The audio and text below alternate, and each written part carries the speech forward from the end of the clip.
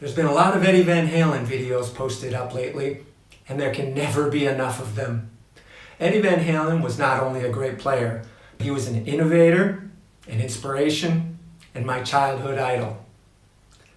Who am I kidding? He's still my idol today. Eddie was also known to be a tinkerer. He would take things apart and put them back together again to find out what made them tick. This is especially true with his guitar sounds. He would make amplifiers and instruments do things that they were not designed to do. He designed them to do the things that he needed them to do. Eddie did not have at his disposal what we have today in the form of all the different digital devices. Everything was analog back then, from tubes to resistors, and Eddie just kind of mixed things together and turned dials and tweaked things until he got the sound that he wanted the most. This holds especially true for Eddie's famous Brown sound. Although most of us identify Eddie as an incredible lead guitarist, he's also one of the best rhythm guitarists ever, hands down. But Eddie's lead guitar playing was beyond compare, complete with groundbreaking tapping, harmonics, and blazing speed. His indelible riffs are instantly recognizable.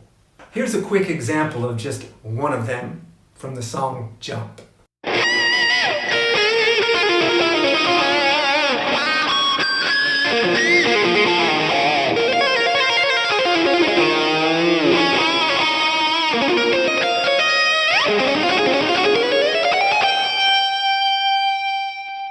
Now, breaking away from the guitar playing, as a child, Eddie was a classically trained piano player. This translated into him being able to incorporate keyboard and synthesizer into many of his greatest hits. Since we're covering the song Jump today, there's no better example of this fantastic keyboard sound than from the song Jump. Eddie used a now classic analog synthesizer for this track called the Oberheim OB-Xa. Well, once again, Eddie didn't have the luxury of using the digital devices we have today.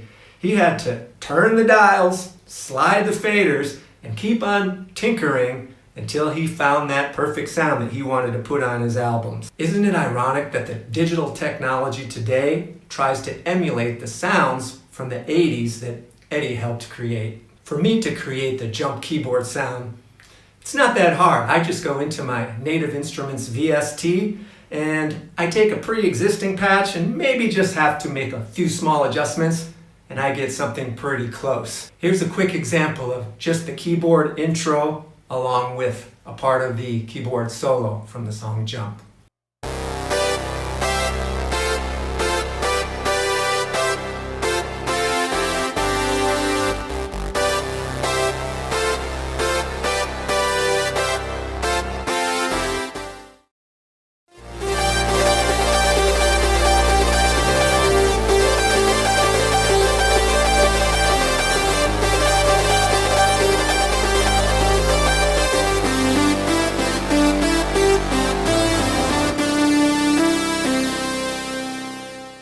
Eddie Van Halen passed, like so many others, I felt like I lost a piece of me. He was a part of my childhood, of growing up, and he remains a part of my life today. Still inspiring, still motivating, and still compelling myself and so many others to continue producing Van Halen cover music videos like this.